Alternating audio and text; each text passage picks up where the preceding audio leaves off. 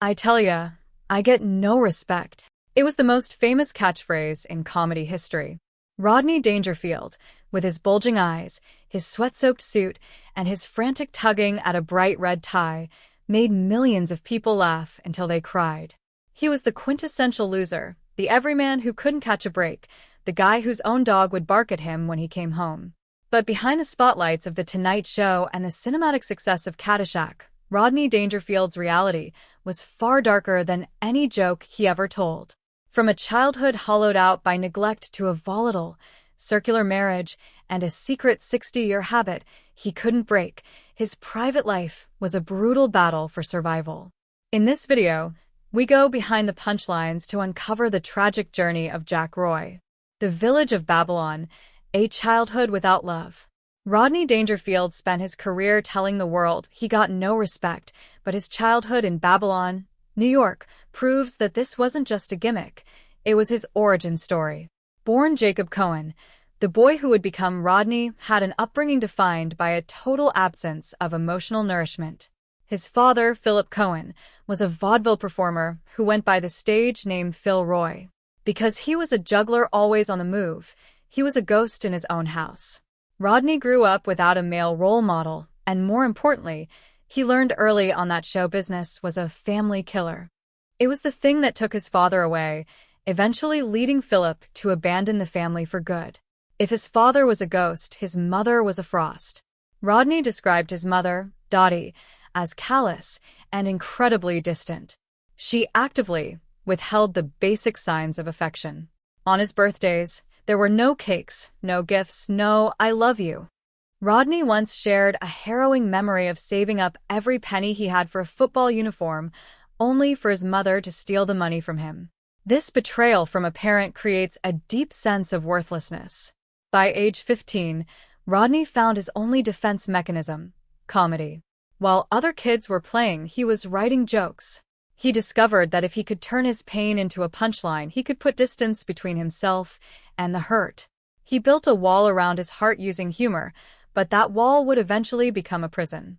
Jack Roy and the Great Departure. After graduating high school in 1939, Jacob Cohen wanted to erase his past. At age 19, he legally changed his name to Jack Roy. He wanted the glamour of the stage, but his early years were a grueling slog. He worked as a singing waiter, dodging insults while trying to land jokes. He wasn't the no-respect guy yet. He was just another struggling comic in a sea of hungry faces. By 1949, Jack Roy reached a breaking point. He wasn't making it. He felt like a failure. In a move that shocked his peers, he walked away from show business entirely. He spent the next decade in the real world, driving trucks and selling aluminum siding. Interestingly, the man the world thought was a loser was actually an incredible salesman. Jack Roy had a level of discipline and conscientiousness that was unmatched. He became one of the top salesmen in the country. He wasn't lazy, he was a powerhouse. But he was miserable. It was during this era, in 1942, that he started a habit that would define his daily existence for the next 6 decades: the daily use of cannabis. For Rodney, it wasn't a recreational phase. It was a fixture.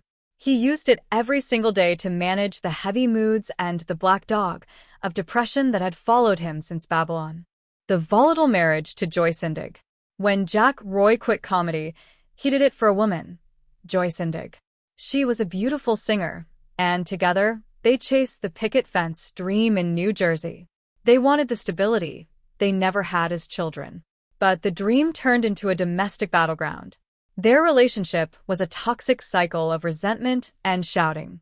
They married in 1949, divorced in 1962, and then, in a move that baffled their friends, remarried in 1963. They couldn't live together, and they couldn't stay apart. If you ever wondered where Rodney's biting jokes about his wife came from, they weren't fiction. They were dispatches from the front lines of a broken home.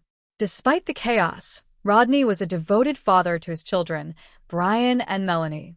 When Joyce eventually passed away, Rodney stepped up as a single father, balancing his late-blooming career with the quiet needs of his kids. If you're enjoying this video, make sure to check out the other stories and shocking updates on our channel. We've covered many incredible celebrity journeys, tragic endings, and untold Hollywood secrets that you don't want to miss.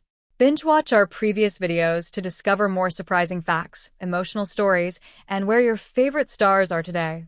Your support helps us bring you more powerful content like this, so don't forget to explore, watch more, and stay tuned for the next video. Engineering the one-liner. When Rodney finally returned to comedy in his 40s, he didn't just tell jokes, he engineered them. He was a perfectionist. He always carried a scrap of paper and a pen. If a thought occurred to him in a grocery store or a taxi, he wrote it down. He would spend months refining a single sentence.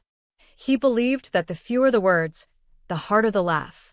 His no-respect persona was born out of real anxiety. The sweating, the tie-tugging, that wasn't an act. It was the physical manifestation of a man who was terrified that if he stopped being funny, he would stop being loved. He was a kingmaker at his own club, Dangerfield's, in New York. He wasn't bitter toward the young guys.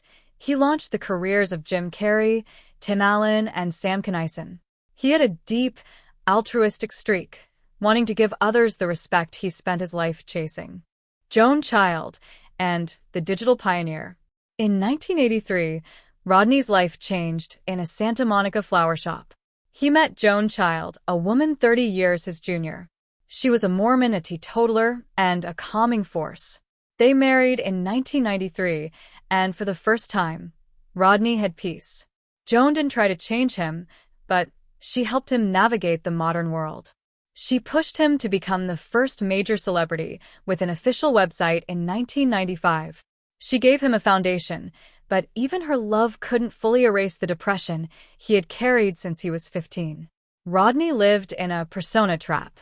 He was afraid to drop the no-respect act because he feared the real Jack Roy wasn't enough. He used cannabis to numb the anxiety and therapy to talk through the depression, but the two forces were always at war. The final vigil and the coma kiss. In 2004, the laughter stopped. Following a heart valve replacement, Rodney's health spiraled. He suffered strokes and infections, falling into a coma at UCLA Medical Center. Joan stayed by his side every second. She shared the story of the coma kiss, a brief, miraculous moment where Rodney emerged from the darkness, looked at her, squeezed her hand, and kissed her. It was his final, "I love you," before he slipped away on October 5, 2004, at age 82. In a strange, touching detail, Joan kept a small bottle of Rodney's sweat in the refrigerator after he passed.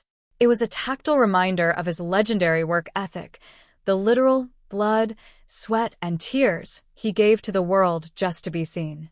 The ultimate respect. Rodney Dangerfield's only regret was that he didn't start sooner. He spent decades in the sidings when he should have been on the stage. But in the end, he got exactly what he wanted. He wasn't just a comedian. He was a symbol of the human struggle to be heard. What is your favorite one-liner from Rodney Dangerfield? Do you think the no-respect character was just a mask or the real man? Let us know in the comments below. We read everything here at Royal Time of Hollywood. If this story moved you, please like the video, subscribe to Royal Time of Hollywood, and click that bell notification so you never miss what's next.